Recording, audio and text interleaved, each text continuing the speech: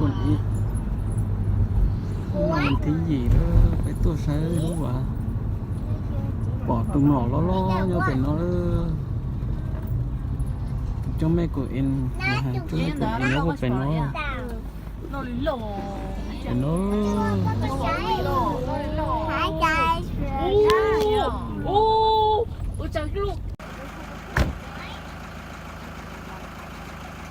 nó tùng nỏ cho mấy của em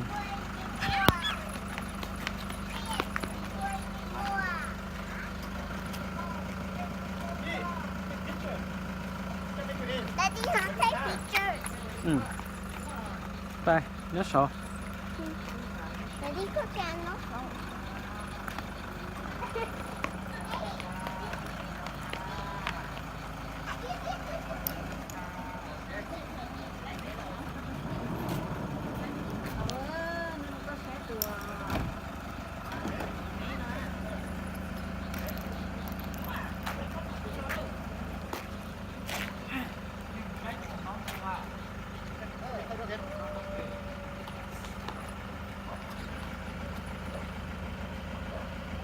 Nó nhớ để trên lại nè.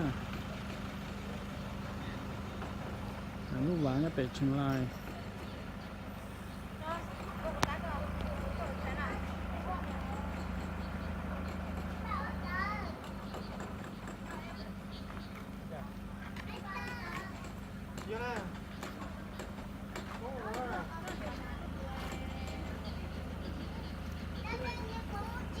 Cố to tủ lọt cơ. Chỉ tí nữa mẹ nhớ sổn nó thôi.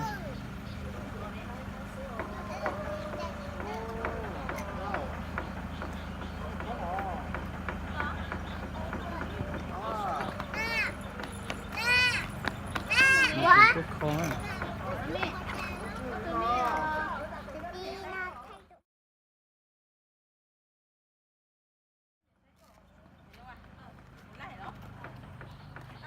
Nè nhớ bé để thấy cơ. Giờ nhớ sợ.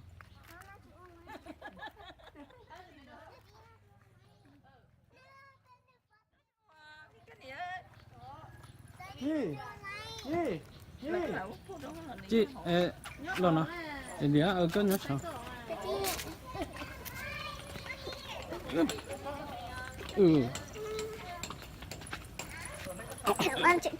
Nhớ nữa nó. Nhớ nó để thay nè. Sợ tiền rồi cơ.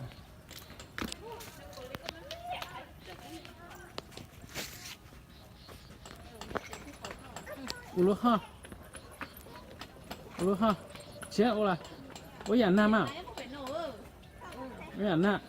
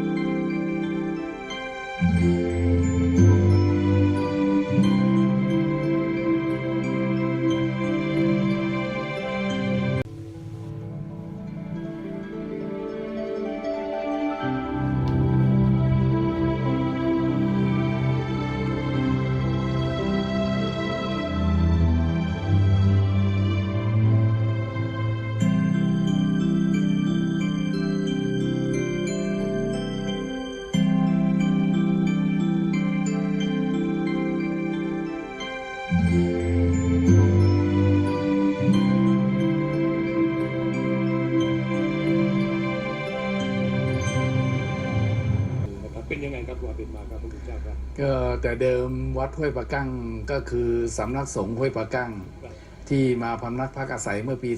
2548 19 พฤศจิกายน จากนั้นก็จากสำนักสงฆ์ก็พัฒนาด้วยการที่ตัวเองตั้งปณิธานไว้ว่าพุทธศาสนาจะเกิดขึ้นตรงนี้ได้หรือไม่ จากนั้นตัวเองด้วยปณิธานอันแน่วแน่ จึงตั้งวิสัยทัศน์ตัวเองไว้ว่าทำนุบำรุงพระพุทธศาสนา สร้างสรรค์วัดวาอารามให้รุ่งเรืองบำเพ็ญกิจสืบเนื่องกับชุมชน สงเคราะห์ผู้คนทุกชนชั้นวรรณะด้วยมีเป้าหมายและวิธีการที่ชัดเจนแล้วไซก็ใช้หลักของพุทธศาสนาในการนำคำสอนทั้งหมดที่ได้ร่ำเรียนมาจากพุทธศาสนาทั้งหมดโปรยให้กับญาติโยมผู้ใฝ่ใจในพุทธศาสนาจากสำนักสงฆ์ห้วยปะกั้งจนพัฒนาเป็นวัดห้วยปะกั้งตามลำดับไล่เรียงมาตั้งแต่ว่าแต่เดิมเป็นกระต๊อบหลังนิดเดียวก็เดี๋ยวได้มีภาพให้เห็นว่าเป็นศาลาการประเรียนเล็กๆที่ใช้ในการศาสนกิจของสงฆ์ก็คือในการทำวัดสวดมนต์ในการทำบุญตักบาตรสำหรับญาติโยมจากนั้นก็พัฒนาขึ้นมาเป็นวัดห้วยปะกั้งเริ่มแรกก็จากการสร้างกุฏิหลังเล็กๆให้กับพระภิกษุสามเณรในวัดพำนักพักอาศัยซึ่งตอนนั้นก็มีพระภิกษุสามเณร5 รูปที่วัดก็สร้างกุฏิขึ้นมา5 รูปจากนั้นสร้างศาลาการประเรียนด้วยเหตุว่าจากนั้นได้สร้างศาลาการประเรียนและกุฏิเสร็จเรียบร้อยด้วยความการที่นั่งสมาธิขึ้นมามีวันหนึ่งนั่งสมาธิโดยเห็นองค์พระโพธิสัตว์กวนอิมที่ปางประทานพรที่ทำมืออย่างนี้แล้วเจ้าแม่กวนอิมก็กวักมือเข้ามาจากที่เจ้าแม่กวนอิมได้กวักมือเข้ามาก็เข้าไปดูว่าเห็นเป็นองค์พระโพธิสัตว์กวนอิมจึงรู้ว่าเป็นองค์พระโพธิสัตว์กวนอิมจากนั้นวัดนี้จึงกลายเป็นภาพที่เห็นนั่นเลยด้วยจากแหล่งนิมิตนั่นเองจากการที่สร้างกุฏิแล้วก็สร้างศาลาการไปเรียนแล้วไซต์ก็ได้เริ่มสร้างเจดีย์ชื่อว่าภพโชคธรรมเจดีย์มีความสูง9 ชั้นแล้วก็เป็นเจดีย์รูปแปลกตาที่รวมกันในพุทธคริสต์อิสลามฮินดูและซิกทั้งพุทธทั้งไทยจีนฝรั่งแขกหลายๆเชื้อชาติหลายๆศาสนาหลายๆภาษาปนกันเพื่อความชัดเจนแห่งความอยู่ร่วมกันของคนในสังคมนั่นเองจากนั้นก็สร้างเจดีย์ขึ้นมาตอนสร้างเจดีย์3 ชั้นไปใหม่ๆก็ยังไม่รู้เลยว่าข้างในองค์เจดีย์นั้นมีองค์พระโพธิสัตว์กวนอิมอยู่จากนั้นก็นิมิตฝันเห็นองค์พระโพธิสัตว์กวนอิมที่กวักมือเข้ามาก็เห็นว่าเจ้าแม่กวนอิมประดิษฐานอยู่ในนั้นก็ด้วยเหตุว่าเข้าใจว่าเป็นปูนปั้นเป็นทองเหลืองแต่จริงๆแล้วข้างในเป็นไม้ซึ่งเป็นไม้จันหอมที่ประดิษฐานก็เป็นเรื่องที่แปลกก็มีคนนำไม้มาถวายนำไม้มาให้หรือบางส่วนก็ไปซื้อมาเพิ่มเติมบ้างเพื่อแกะสลักเป็นองค์พระโพธิสัตว์กวนอิมมีหน้าตักสูงหน้าตัก3 เมตรครึ่งมีความสูง7 เมตรซึ่งประดิษฐานอยู่ในชั้นที่1ซึ่งเป็นปางประธานพรพบโชคนั่นเองแล้วหลายคนได้ขอพรไหว้สักการะจากนั้นก็มีโพธิสัตว์ขึ้นไปจนกระทั่ง